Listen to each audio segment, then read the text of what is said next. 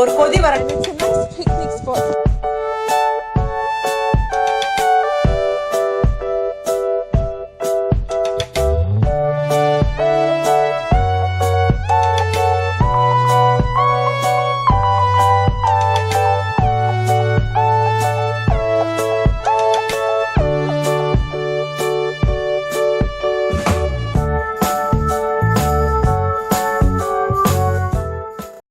ப்ரோக்கலியோட பொரியலும் வெங்காய சாப்பாடோடு சேர்ந்து ராய்த்தாவும் லஞ்சு.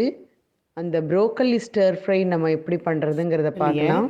நல்லா கழுவிட்டு ஒரே ஒரு வேக்காடு வேக வச்சு இந்த மாதிரி எடுத்து வச்சுருக்கேன். அப்போ தான் ஸ்டர் ஃப்ரை பண்ணுறதுக்கு நல்லாயிருக்கும்.